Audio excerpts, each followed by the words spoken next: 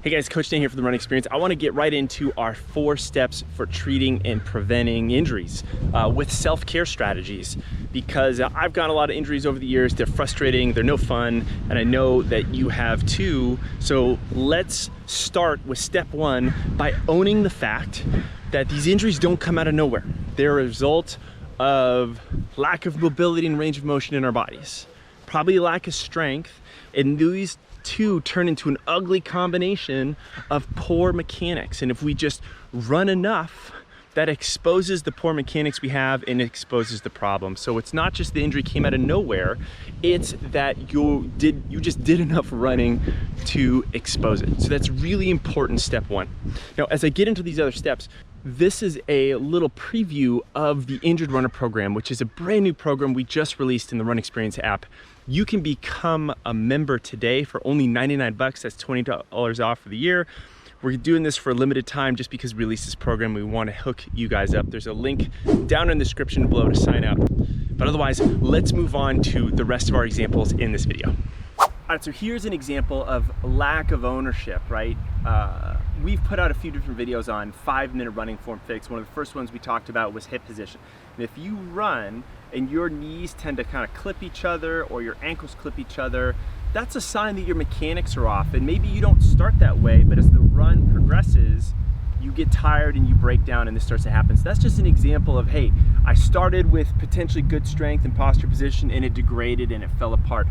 I did enough running to expose that. Now, I could have those problems, and there are plenty of runners out there that run with poor mechanics and they don't have any injuries. But that doesn't mean that if they continue to run in that way, that problems won't become a result, right? If I drive down the road with my tires out of alignment, it's not to say that I can't keep driving down the highway, but I know I'm gonna chew through the rubber of that tire a little bit faster, which brings us to step number 2.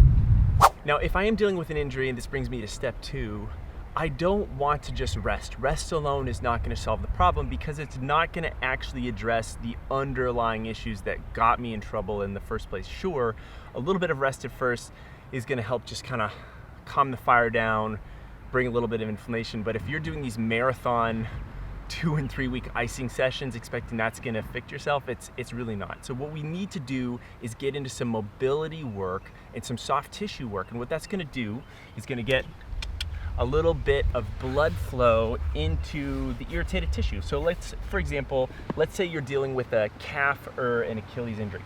First of all, we can just do like a little bit of self-prodding and we can just see, hey, how do our muscles feel? A good general rule of thumb, healthy, happy tissue should feel pressure, but it shouldn't necessarily feel pain. So if I'm going down here and I'm kind of pinching my Achilles and I can't pass this pinch test without wincing a little bit, that's a sign that says, hey, I'm a little bit behind the 8 ball. Actually, whether your Achilles hurts or not, I want you to try this because you might be surprised that your Achilles are a lot tighter than you even thought.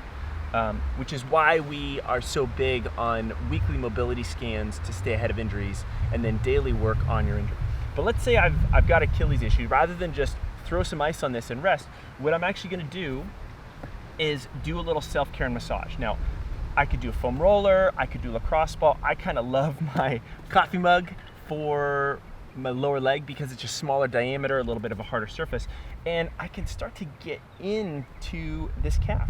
Now, let's say the Achilles itself really irritated. I don't want to touch it. What I can do is I can spend time above my calf, finding some nice tight knots, getting in there. That's pretty gnarly.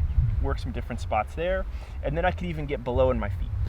The other key thing I want to do other than soft tissue work is testing my range of motion. I want to assess how much range do I have in my ankles. Can I squat down regularly with my feet straight? Heels in the ground, toes straight without my feet coming up here or without my feet spinning out and starting to collapse in. Both issues are a sign of lack of range of motion in my ankle. And if I lack that range, if I tend to go here, whenever I go uphill, I'm gonna either go up this way or I'm gonna collapse in the same way. And every time, just look at my foot. If my foot collapses every time, look what's happening mechanically to my Achilles. It's being pulled off axis and it's just being irritated and inflamed with every single step. Our body's that system of levers and pulleys, so it becomes very easy to kind of suss out what's going on just by assessing our own mechanics. That's such a key part of taking care of ourselves. Now, if I have that, can I up the ante by going a little bit narrower with my feet? Hey, could I squat down heels and big toes together? And then could I even kick one leg out and then test my range here? That's a little bit more of an offensively minded approach. But let's get on to step 3. Okay, so now that we are working on daily mobility and self-care around our injured point, we're doing weekly mobility scans covering everything, we want to start addressing our strength mechanics, because we have to recognize this truth. A lot of us start running to get fit, but our bodies aren't fit enough. They're not strong and stable enough to handle all the running we want to do just quite yet.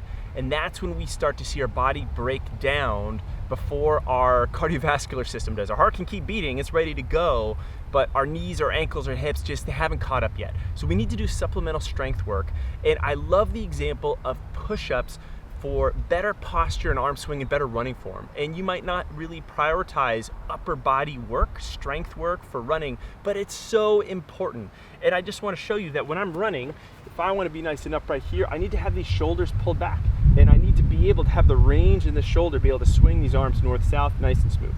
When we get tired with running, we lose our posture and our shoulders start to round in, and we just default to this ugly position that we get through all day. And what happens is that my arm swing starts to stiffen up, and then it starts to swing more laterally side to side. I start to rotate more, and then I start to create a whole host of mechanical problems further down the chain.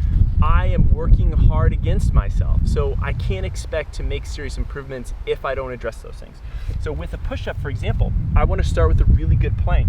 In a good plank, I'm screwing my hands into the ground, creating that externally rotated shoulder, which is the same thing as running with a nice tall chest.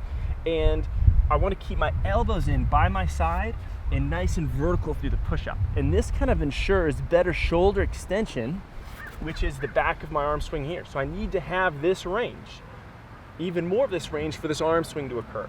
If I let my arms swing out to the side like this or something here, right, it just defaults to this ugly position. So I want to do strength training that not only supports and builds a stronger body, but that also builds mechanics that's going to translate to my running form.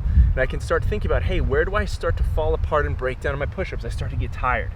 I start to lose my ability to squeeze my butt, keep my abs and quads flexed, keep my hip in a good position, which is the same thing that happens when we run. So we can start to see, oh man, the breakdown in the push-up is the same place that I break down in my running. If I improve my push-ups, not only just the number of reps, but just that good quality movement, that's gonna translate over to everything else.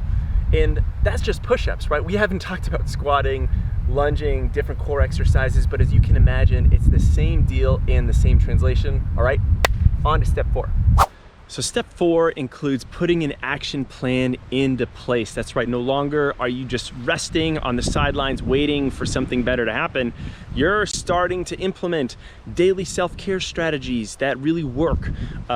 Weekly strength and conditioning to build up your ankles, your hips, your knees, your shoulders, everything to stabilize better running mechanics, and then easing in with running form tips and everything else. Now, we've got so much on our YouTube channel that you could probably cobble something together here that would work if you've got the time and the patience. But I'm so excited about the Injured Runner program because we did all the work for you. I reviewed over the years my most effective injury prevention protocols, mobility modalities, and strength exercises, and I put them all into one place.